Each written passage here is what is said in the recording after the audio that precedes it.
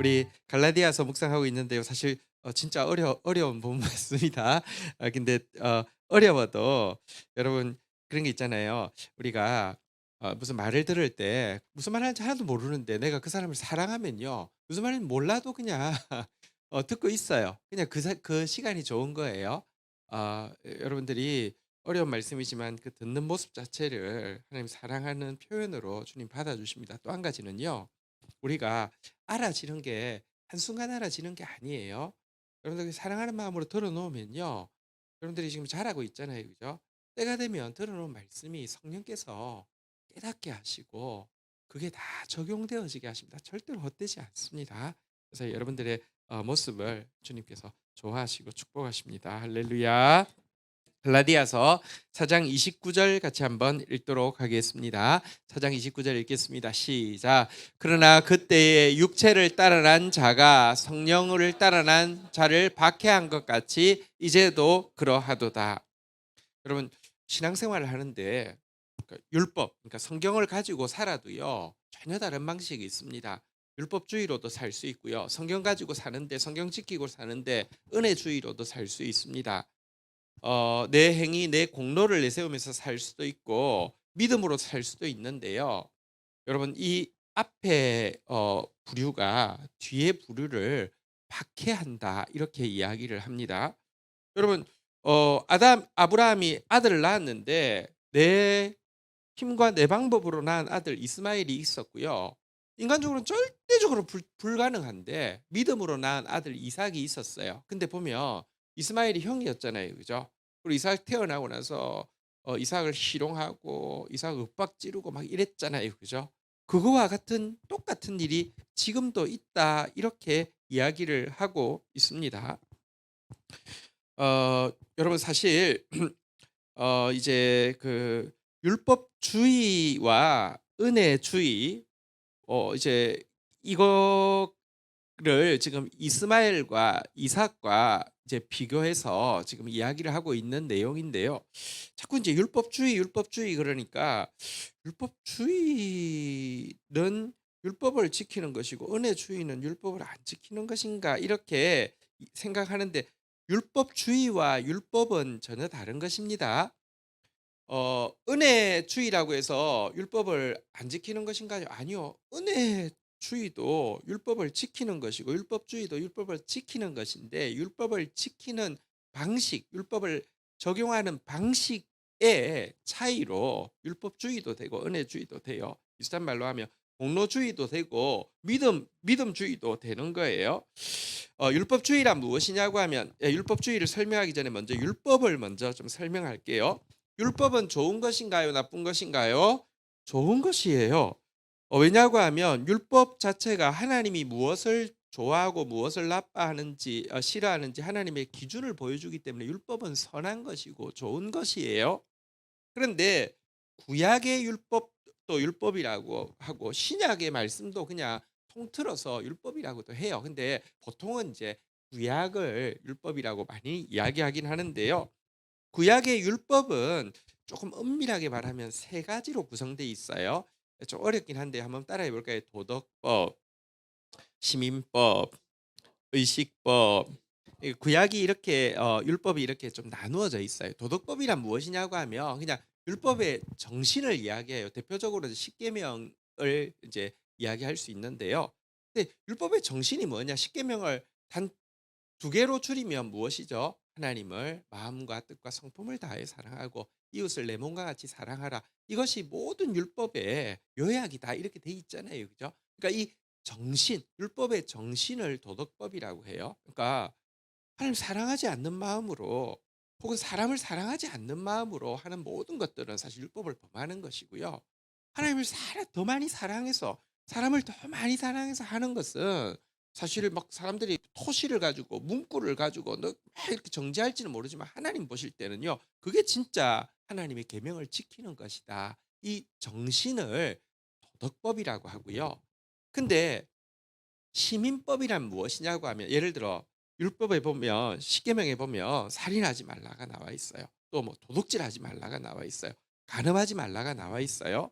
이게 이제 하나님을 사랑하고 이웃을 사랑하는 대단히 중요한 이렇게 정신을 담고 있기 때문에 도덕법이라고 하는데 시민법은 뭐냐고 하면 그거를 구체적인 상황 속에서 적용하는 것을 이야기해요. 말하자면 이게 도덕법이 헌법이라고 하면 시민법은 판례라고 할 수 있겠죠. 예를 들면 도둑질하지 말라고 그랬는데 도둑질한 물건이 찾아갔더니 소를 도둑질했는데 그게 죽어 있는 경우도 있을 테고 아직 살아 있는 경우도 있을 거 아니에요. 그죠? 그때는 어떻게 이것에 대해서 배상을 해야 되느냐? 도둑질한 물건이 죽었을 때, 살아 있을 때 뭐 이런 판례가 좀 다를 거 아니에요. 그죠? 예를 들면 살인하지 말라고 그랬는데 누가 어떤 소가 어떤 주인이 부주의해서 사람을 치어서 죽이게 돼서 살인을 한 거잖아요. 그죠? 이때 하고 그다음에 그 뭐랄까요? 이 이 이 소 주인이 그런 워낙 그런 소도 아니었고 그런 이 사 그러니까 막 사람을 들이받는 소도 아니었고 그런 경우가 없었고 부주의하지 않았는데 정말 이게 뭐 부득이한 상황에서 이렇게 뭐랄까요? 부딪혀 가지고 이렇게 죽은 경우는 좀 다르게 판결해야 될 거 아닙니까? 그런 경우까지 다 나와 있다니깐요. 그런 것을 시민법이라고 하고요. 이것은 오늘날 사회에서는 딱 적용할 점들이 똑같이 적용할 점은 많지 않을 거예요. 옛날처럼 훔치는 게 주로 소거나 사람을 쳐 죽이는 게 소가 사람을 쳐 죽이는 일이 많지는 않잖아요. 하지만 우리 상황에 요 시민법을 볼 때에 우리 상황에는 이렇게 하는 것이 하나님께서 보실 때 공평하다, 정의롭다라고 하시겠네라고 참고하는 데는 시민법이 대단히 소중합니다. 마지막 한 가지가요. 한번 따라하겠습니다. 의식법. 의식법이라는 게 있는데 이게 뭐냐고 하면 사실 이 율법은 모든 것이 예수님이 말씀하셨잖아요. 너희가 구원을 얻을까 하여서 율법과 선지자를 보는데 이 모든 것은 나에 대해서 이야기하는 것이다. 나를 가리켜 쓰는 것이다라고 이야기했어요. 사실 구약은요 전부 예수님을 오실 예수님, 사실 율법을 완성하실 예수님, 율법의 정죄를 율법을 범하면은 죄의 삭은 사망이라는 정죄가 있잖아요. 이 정죄를 해결해 주실 예수님에 대해서 계속 보여주는데 특별히 의식법은 예수님을 제일 잘 보여주는 어 교보제와도 같고 혹은 모델하우스와도 같은 거예요. 구약의 성막이 나옵니다. 지금 건축하지만 그 성막 모양대로 건축하지 않아요. 구약에 나오면 그대로 지어야 되는 거 아닙니까? 아니요. 왜냐고 하면 성막은 예수님에 대한 모델하우스이기 때문입니다. 구약에 정결례가 나와요. 이렇게 정결해야 된다. 그것은 예수님을 모실 수 있는 우리의 마음을 훈련시키기 위한 것이지 그게 지금도 똑같이 할 필요가 없다는 거예요. 제사법이 나와요. 제사법은 우리가 얼마나 죄인이고 죄인이 어떻게 그 뭐랄까요? 속죄를 받을 수 있는지에 대해서 보여주는데 예수님이 그 속죄를 완성하셨기 때문에 우리가 그 제사로 나가는 게 아니라 그것을 완성하신 예수님께 직접 나아가는 것이에요. 이런 보십시오. 뭐 성막이랄지 정결례랄지 제사법이랄지 절기 그러니까 하나님께 예배를 드리기 위해서는 언제 어떤 방식으로 예배드려야 되는지를 알려주는 이런 것들을 전부 다 의식법이라고 해요. 이 의식법은 여러분 율법은 1.1획도 폐해져요, 안 폐해져요? 안 폐해져요. 자 그런데 의식법은 여러분 지금 안 지켜요. 그런데 그러면 폐한 거 아니에요? 한번 보세요. 모델하우스를 만들었어요. 분양을 하기 위해서. 그리고 분양이 다 됐어요. 분양이 다 되고 나면 그 모델하우스 어떻게 해요? 부셔요. 없애요. 왜 없애요? 이거 왜 없애요? 없 그 없애야 돼요. 안 없애야 돼요? 없어요. 다 분양됐으면 더 이상 둘 필요가 없어요. 그래서 이것은 율법을 폐지한 게 아니라 예수님이 이야기하셨잖아요. "내가 율법을 폐하러 온 줄로 생각하느냐? 완성하러 왔다." 그랬어요. 여러분 모델하우스를 만들었는데 모델하우스를 없애도 그 집이 실물이 생겼고 그 집을 전부 다 사람들이 들어가서 산다고 하면 없애도 폐지한 게 아니라 완성한 거잖아요. 그죠? 그런 점에서 의식법은 완성된 것이에요. 그래서 폐지된 게 아니라 완성되었기 때문에 사라진 것이에요. 자, 이게 율법들인데 자, 율법 율법주의란 이 율법을 적용하는 잘못된 방식, 거짓된 방식을 이야기하는 것이지 율법을 지키는 것을 율법주의라고 하는 게 아니에요.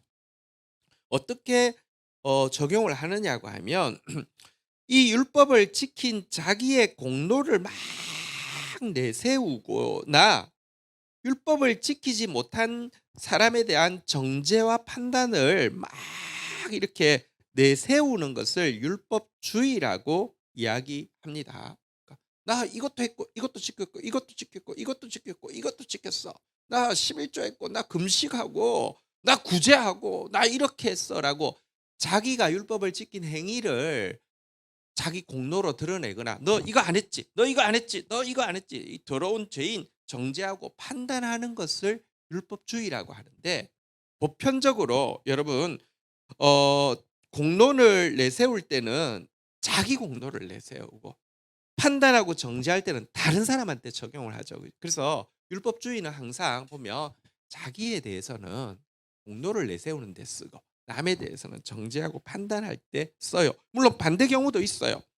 가끔은 자학적으로 자기를 정죄할 때 율법주의를 쓰는 사람도 있어요. 나는 이것도 안 했고 저것도 안 했고 저것도 안 했고 난 진짜 더러운 죄인이야 막 이렇게 하면서 자학을 할 때도 쓰는 사람들이 있어요. 근데 여러분, 자학을 하는 이유가 뭔지 아십니까? 난 진짜 더러운 죄인이라고 막 자학을 하면서 적어도 나는 그 정도는 아니야.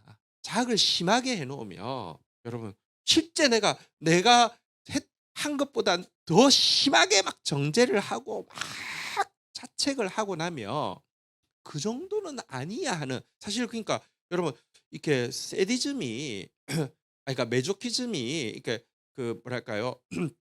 이제 그 피학으로 쾌락을 삼는 거잖아요. 그죠? 맞죠? 예. 이게 영적인 메소키즘으로 자기 정죄에 쓸 수도 있어요, 가끔은.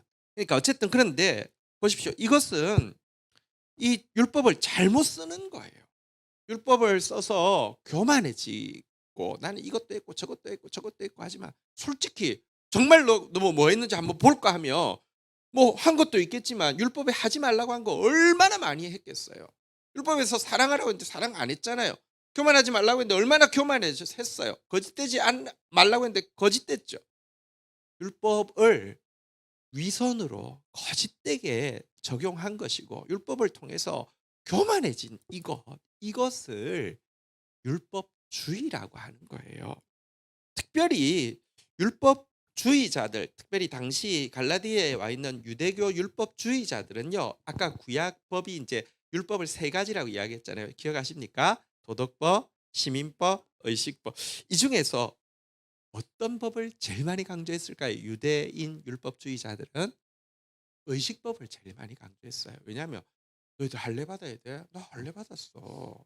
"너희들하고 레벨이 달라." "너희 정결." "아유 더러운 것들 손도 안 씻고 음식을 먹고 대접도 안 씻고 음식을 먹고 이거 해야 돼." 이걸 자꾸 강조하는 이유는 그렇게 하면서 자연스럽게 "너희 민족 이방인들하고 나하고는 레벨이 다른 거야."라고 하면서 자기 우월감과 이방인의 열등감을 주장하면서 그들 위에 군림하기 위해서 의식법을 제일 많이 강조했어요. 여러분, 그런데 보십시오. 여기 나온 대로 육체를 따른 한 자가 성령을 따른 한 자를 박해한다 그랬는데요. 지금도 마찬가지입니다. 여러분, 이 율법주의와 은혜주의의 힘이 뭐가 클까요? 율법주의가 힘이 클 수밖에 없어요. 여러분 보십시오. 내가 공로가 있다고 생각하는 사람은 공동체에서 목소리 커요. 다른 사람 정죄 잘하는 사람 목소리 커요. 어 다른 사람하고 나하고 레벨 차이가 있다라고 하면서 혐오를 퍼뜨리거나 차별하는 목소리가 제일 커요. 오늘날 교회에서요. 뭐 사람 뭐 이렇게 건드리면 확 사자처럼 뭐 잡아먹으려고 하는 사람들이 있어요. 자기 안에 공로가 있다고 생각하는 사람.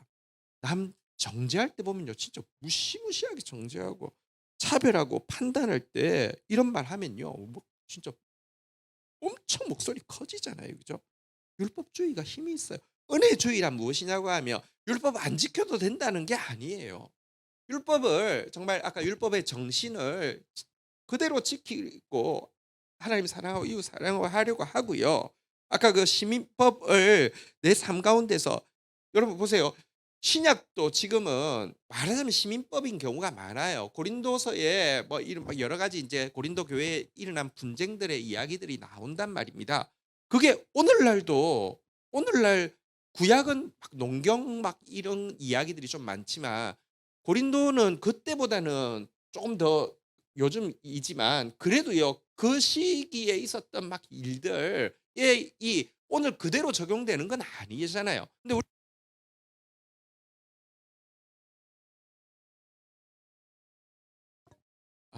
큐티를 하는 게 뭐예요? 큐티를 하는 게 말씀을 보고 나서 적용이라는 건 내 상황 속에 적용하는 거잖아요. 그죠? 근데 어쨌든 지금도 그 시민법처럼 이렇게 적용을 하는데 은혜주의란 그러니까 율법 그러니까 안 지킨다는 게 아니에요. 율법을 적용하는 방식에서 이 율법주의자들은요. 교만과 위선으로 적용을 하는데 은혜주의자들은 겸손함과 정직함으로 이 율법을 적용을 하는 거예요. 적용을 해 보면 알게 됩니다. 이거는 내 힘으로 지킬 수 있는 게 아니라 내가 지킨 건 은혜고 내가 의롭다 인정받는 것은 하나님의 은혜고 하나님을 믿음으로 말미암아 내가 하나님 닮아간 것이고 성령의 능력으로 한 것이지 내가 한 것이 없다.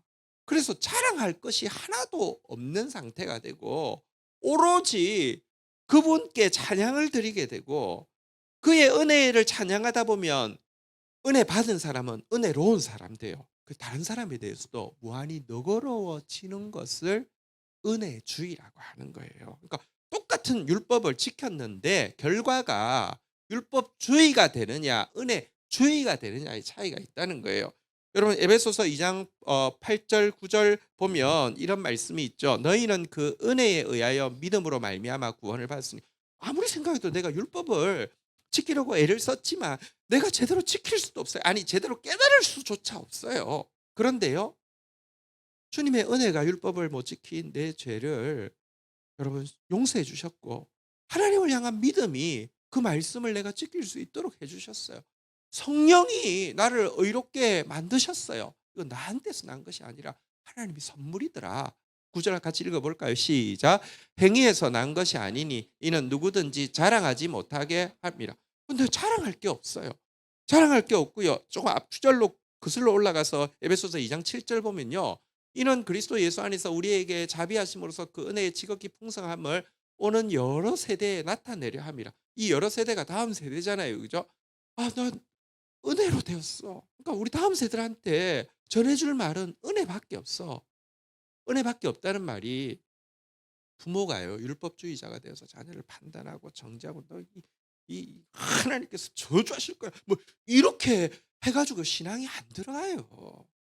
부모가요. 하나님께 은혜를 받은 사람이 되면요. 자녀한테 전해줄 게 은혜예요.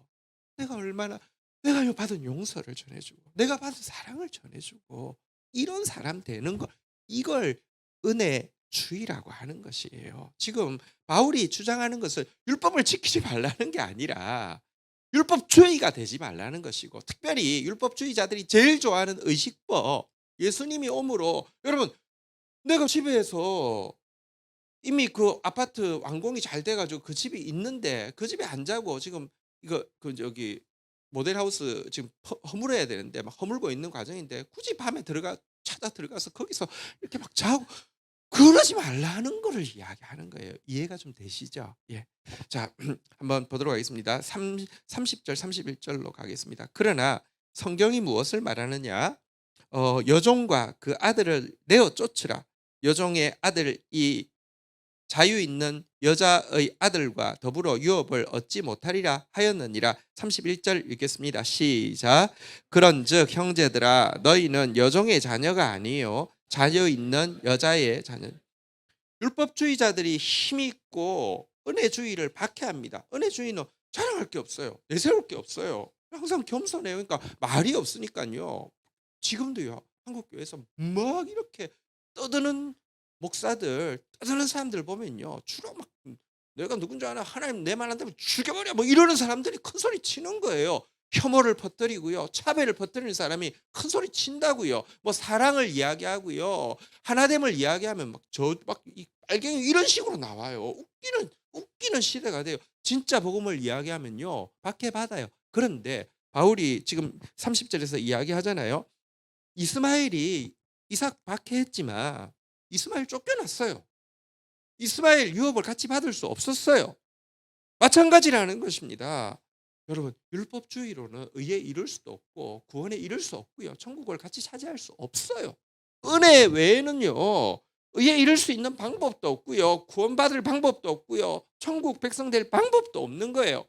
그런데 우리는 더 이상 여종의 자녀가 아니라 자유 있는 여자의 자녀라고 이야기를 하고 있습니다. 여러분, 이슬람과 기독교는 사실 굉장히 비슷한 종교예요. 이슬람과 사실 전 세계 종교 중에서 유일신론을 가지고 있는 종교는 세 개밖에 없어요. 뭐냐고 하면 이슬람, 유태교, 기독교. 기독교는 이제 캐톨릭도 이제 같은 기독교예요. 자, 근데 이 세 개가 유일신론을 가지고 있어요. 나머지 모든 종교는 유일신론이 없어요. 다신론이에요. 여러분, 불교에서는 각자가 신이에요. 그렇잖아요. 그죠? 힌두교 계열이기 때문에. 그러니까 이게 여러분, 유일신론은 이 세 가지밖에 없는데 사실 기독교와 유태교, 이슬람 이렇게 좀 이제 차이가 있습니다.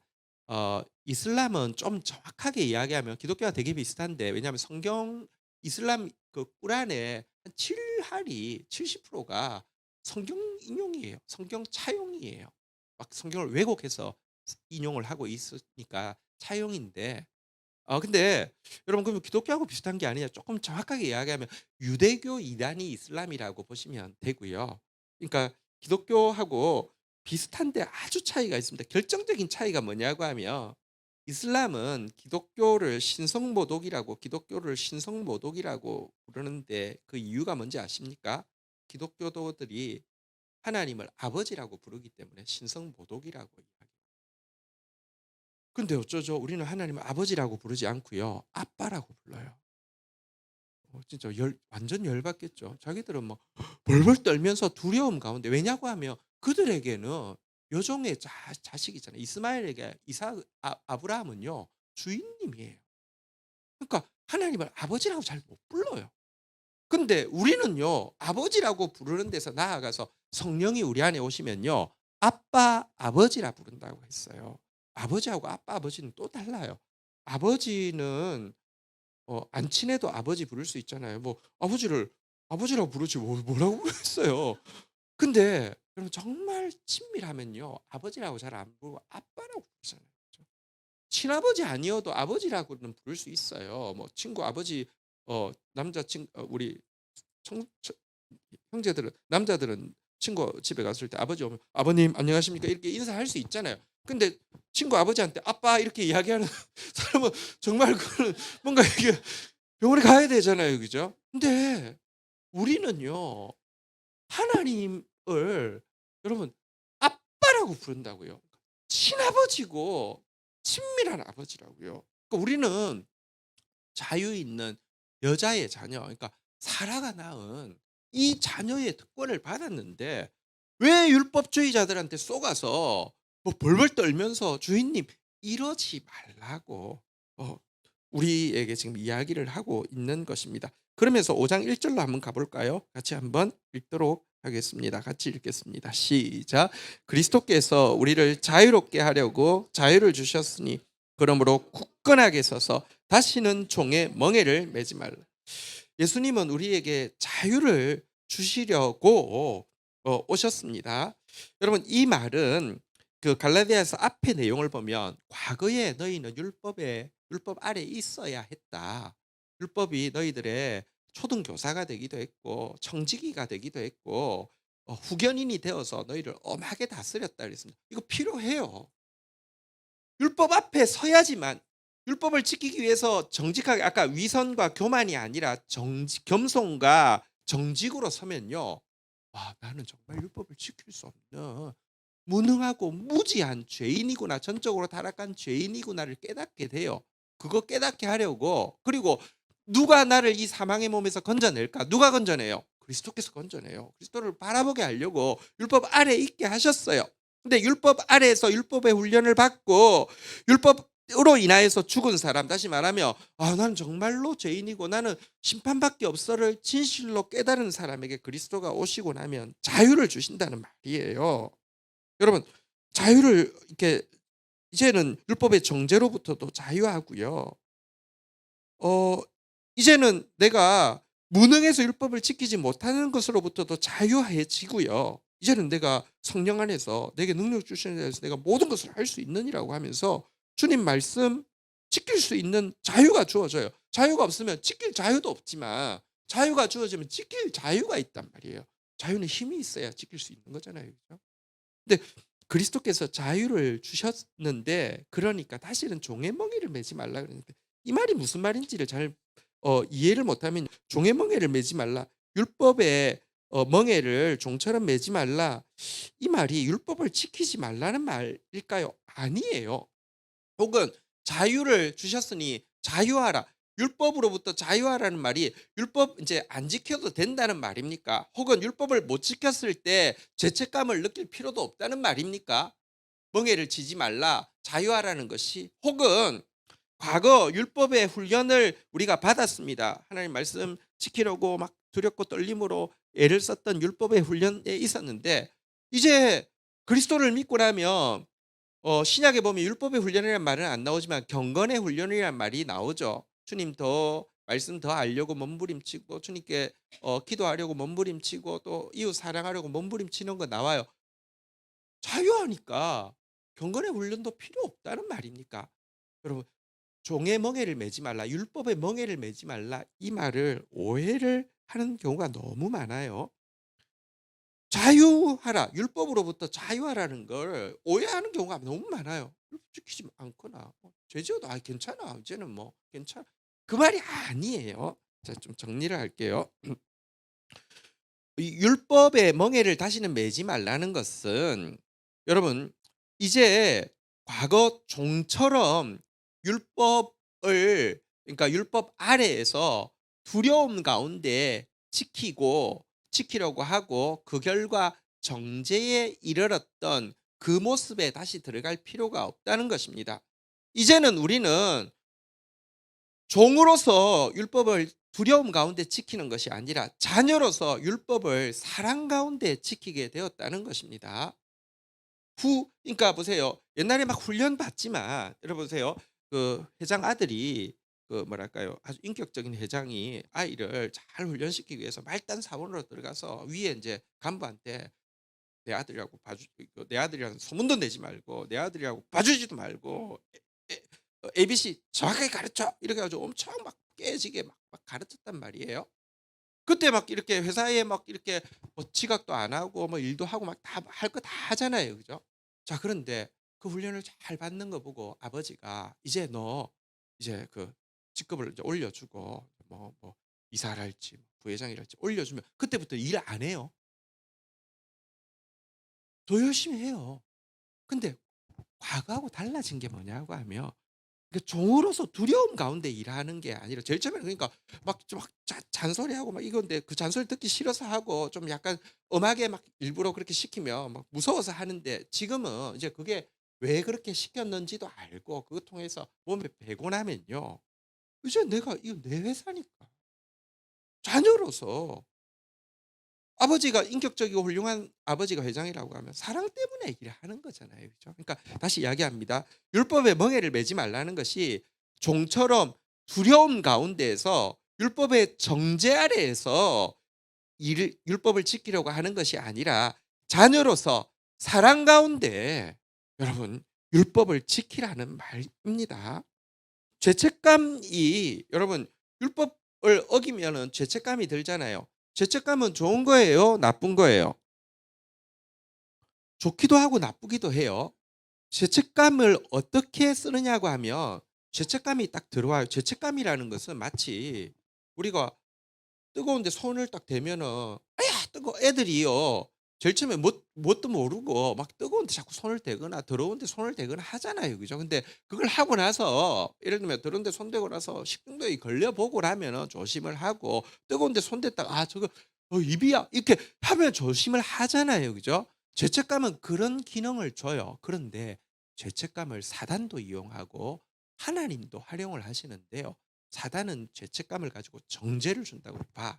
이 더러운 누가 너를 사랑하겠어? 너가 하나님 자녀라고 웃기는 소리 하고 있는 저주받을 거야. 이게 사탄이 하는 것이고요. 하나님은요, 죄책감을 통해서 내가 여러분 지금 그리스도를 믿고 나도 범죄하면 죄책감 느껴야 돼요. 죄책감 안 느끼는 사람은요, 그거는 진짜 그게 화인 맞은 양심이 되는 거고요. 자꾸 그러면 그 사람 구원 안 받은 증거이지. 죄책감 안 느끼는 게 율법에서 자유가 아니에요. 종의 멍에를 안 짊어지는 게 아니에요. 죄책감 느껴야죠. 근데 죄책감을 느끼는데 보세요. 종은요, 내가 무슨 예를 들면 뭐 잘못했어요. 회사에서 잘리지 않을까 막 겁을 먹고 그다음에 나는 그래서 이것도 못하고 저것도 못하고 이런 정죄에 사용하는데 자녀는요. 잘못하고 나면 죄책감을 느끼는데 그 죄책감이 그럼에도 불구하고 우리 호적에서 못 파요. 안 파요. 그 죄책감이 도리어 하나님 앞에 더 은혜를 경험하게 하고 그런데도 날 사랑한다니까.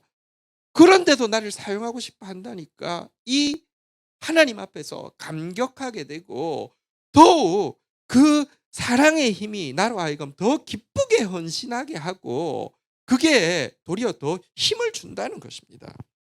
종으로서 율법의 훈련을 잘 받은 사람은 전적인 전적 타락을 인식하고 하나님 앞에 죽게 되어서 다시 부활하게 되지만 자녀로서 경건의 훈련을 잘 감당하게 되면 훈련을 잘 받게 되면 갈수록 성령의 지혜와 능력을 경험하게 되는 거예요. 그래서 여러분 우리 또 경건의 훈련해야 되는 거예요. 내가 자녀로서 경건의 훈련 잘 받으면요. 이게 진짜 훈련을 받는 만큼 성령이 계속 새 힘을 주시는 거예요. 차이가 여러분 넘어졌을 때 경건의 훈련을 하고 날 때 넘어질 때가 있잖아요. 그죠? 큐티 며칠 했는지 우리 스파크는 지금 이제 시작을 했는데 내가 큐티를 며칠 했는지 내가 뭐 이렇게 뭐 잘 살았는지 하다 보면 못했을 때가 있을 거 아니에요. 그죠? 근데 율법 아래 있을 때는 그래서 '나는 안 돼.' 이렇게 느낀다고 하면 여러분 은혜 아래 있을 때는요. 아 뭐랄까요? 밥을 어머니가 맛있는 밥을 차려 놓았어요. 근데 내가 막 늦잠 자서 못 먹고 나왔단 말이에요. 학교 지각할 수밖에 없는 상황이어서. 그러면 여러분 일단 미안한 마음이 들겠죠, 엄마한테.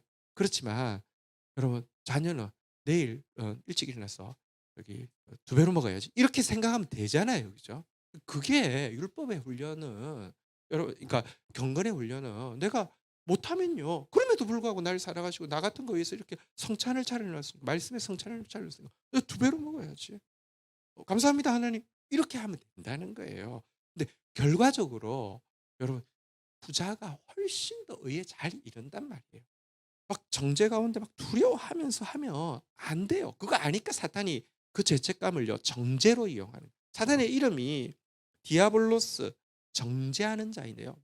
그러면 계속 고소하고 고발하고 그 좀 해결하려고 하면 또 고발하고 고발하고 고발하고 고발을요 막 사탄이 제일 잘하는 게 분할 고소.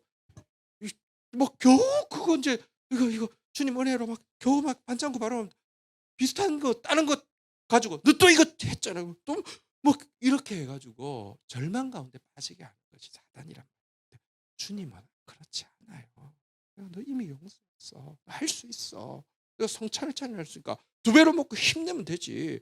힘내야 일하지. 밥 먹어라." 예수님이 베드로 처음 만나자마자 "밥 먹어라." 이랬잖아요. 그죠? 이 더러운 세 번이나 부인하더니 "너 톡 꼈어."